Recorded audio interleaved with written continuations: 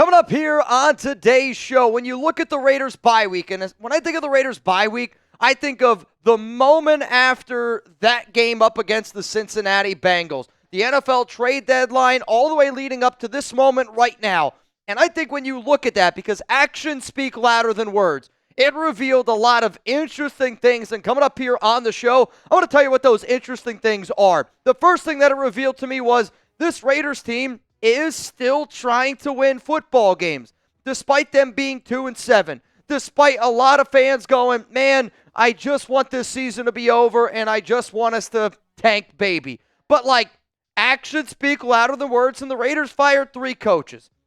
You don't fire 3 coaches unless you are trying to make a change. Unless you are trying to make this team go out there and win some actual football games. Because teams don't do what the Raiders did before the NFL trade deadline, firing their coaches unless they wanted to try to get this thing back on the right track.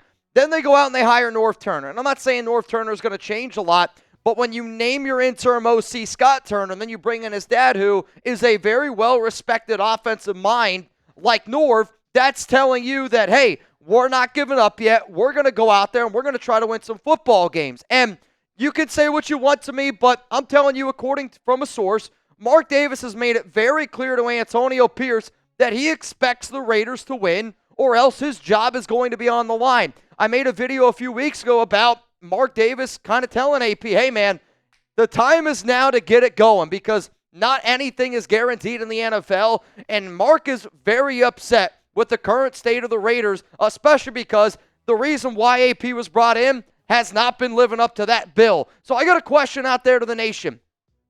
What the hell do we do? Because I want to win. I want to root for the Raiders. But then there's also that little part of me that goes, we're 2-7. We're not going to go to the playoffs this season. I don't want to miss out on a franchise quarterback. But telling teams to tank, telling teams to lose, it's just against everything. It's just against everything that I stand up and believe in. But then we also just got to say, what's best for this team in the future? So let me know down below. What should the Raiders do? Type just win, baby, or I want you to type just tank, baby.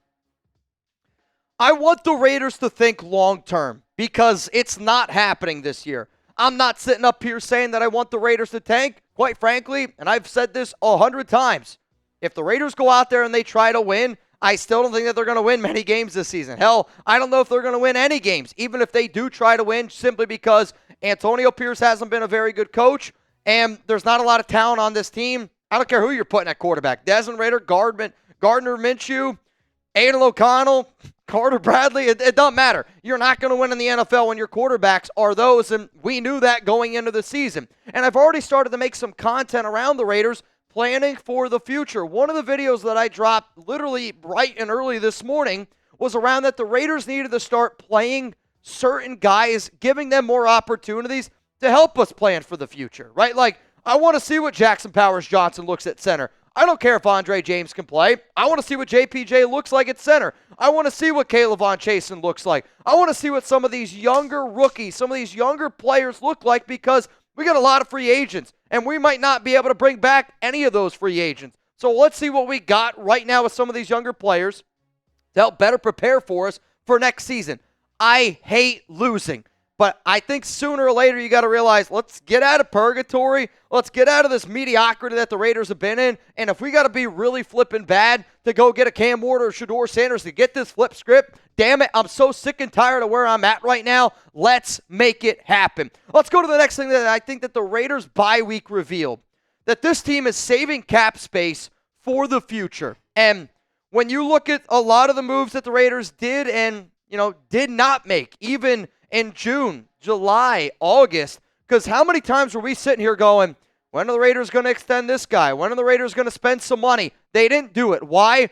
They're planning for 2025. The Raiders traded away Davante Adams, but they didn't sell anybody else during the deadline. I find that to be a little bit peculiar to me, and I think that they're doing that because they're trying to save some cap space. The Raiders didn't sign any free agents during the bye. So you're telling me you're going to fire 3 coaches, and then you're not going to go out and you're not going to try to add anybody else, which I think was a smart thing to do because it is smart to save money, but it's kind of a weird thing. The Raiders have 112 $8.2 million in projected cap space for next season. That's third most, so you can't say that you don't have enough money. And because the Raiders didn't give any extensions during the bye week, no long-term decisions were made because a new staff could be coming in. And that, I think, is one of the realest things that I can possibly say of why didn't the Raiders do this? Why didn't the Raiders go out and give an extension to Robert Spillane, Trevon Merrick? A lot of the times, like, those things happen during the bye week, or those things happen right before the season, because right now the Raiders got 21 free agents.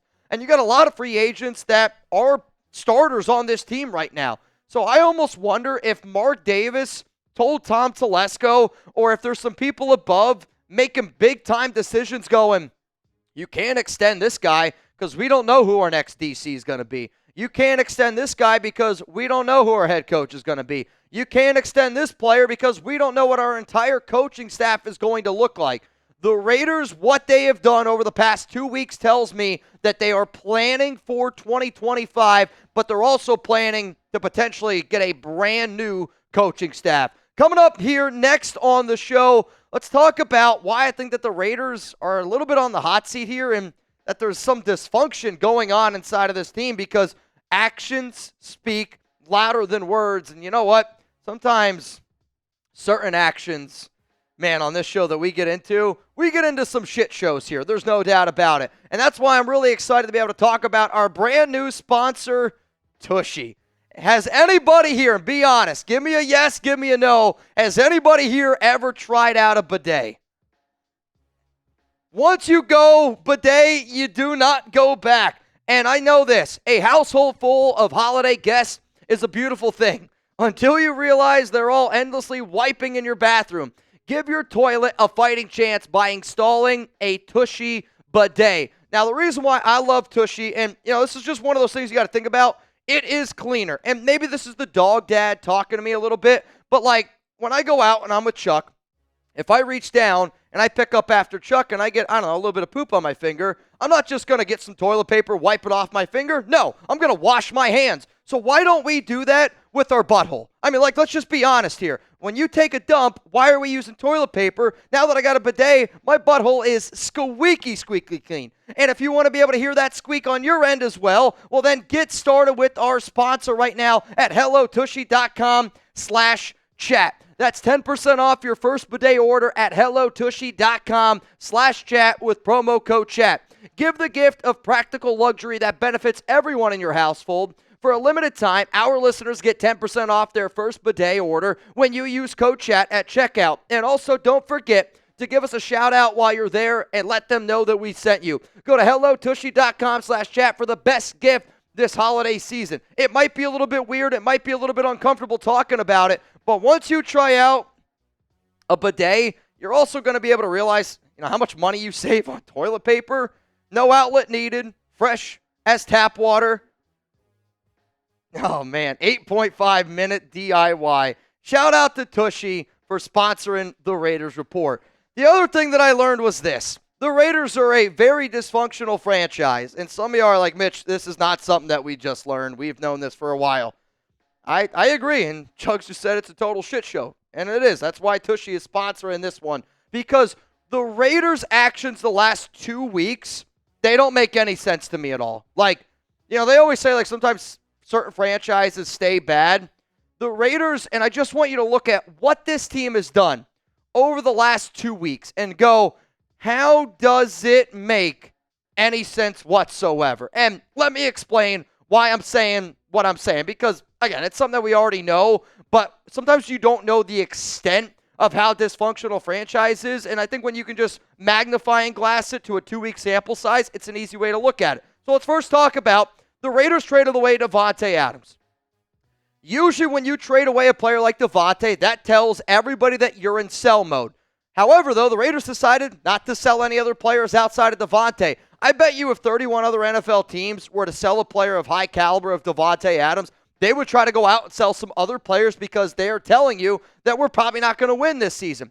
The Raiders go out, they fire 3 coaches, then they hire Norv Turner, but make no moves during the bye week. So you're a team that's selling, but then a few days later, now we're looking like a team that's trying to win, But wouldn't you, if you're trying to win and you fire 3 coaches and you end up getting Norv Turner, you promote Scott Turner, you promote Joe Philbin, wouldn't you try to practice or get some extra work in if you're trying to win? No, maybe not. The Raiders have 21 pending free agents and haven't getting any extensions to them. So, when you see all of the moves that the Raiders have made over the past 2 weeks, it's, all right, we're selling. Now we're trying to win.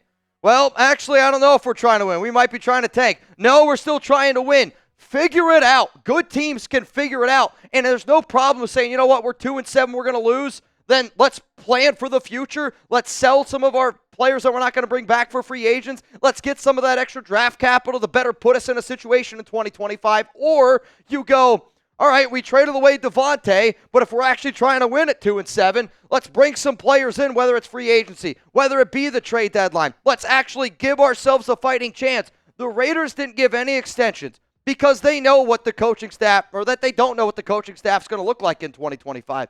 I really do truly believe that. Actions speak louder than words, and a lot of the actions that the Raiders have done last week, I'm sorry, they don't make any sense. Coming up here, the last thing that we learned is that there are some locker room issues for the Las Vegas Raiders.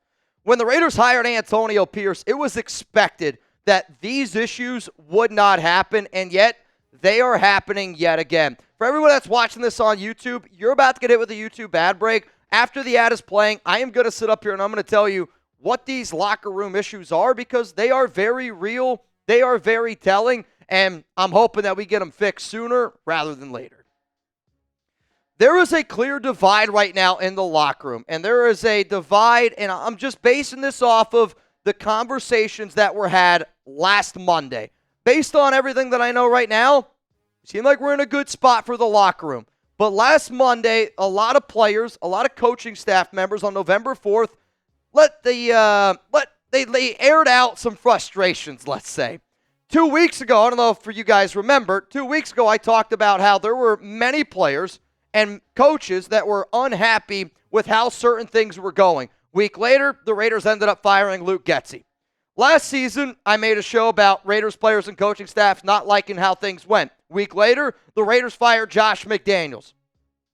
I was told that the reason why that the Raiders got an entire week off, because I said, how can you fire 3 coaches? How can you do all this thing? And I get it. You want to give your team some time off, but to me, and maybe this is a little bit of an old school take, but breaks aren't something that are just given. Breaks are something that I believe is earned. And the Raiders at 2-7 haven't earned the right to get an entire week off in the middle of the season, considering everything that just happened. But I was told that the Raiders needed a break, that they needed a week off. And I kind of roll my eyes when I hear that, because I'm just going, why do you need a break if you're 2-7? If Chugs and I'm sure if you at your job, if you were doing your job and you were doing a bad job and jobs were on the line, you wouldn't be like, well, I need time off. I need to go do this because I need it. I need time off. Chugs needs time off. Hell, I'm sure all y'all need time off. But you can't just do it just because you want to. It needs to be earned. So when you're starting to see all these stories circulate that players are having meetings, coaches are having meetings, and then on top of that, when you just see just everything. And, today I was reading the story about Amy Trask. Amy Trask, shout out to the Queen. Amy Trask was saying that even she thinks that a lot of the things going inside of the Raiders right now are puzzling. So when you hear everything that's been reported over the past week or so, I told y'all 2 weeks ago that there was some headbutting going on inside that locker room. Coaches end up getting fired. Amy Trask says a lot of the stuff going on is a little bit puzzling. I'm telling you right now, and I'm hoping that it's all ironed out.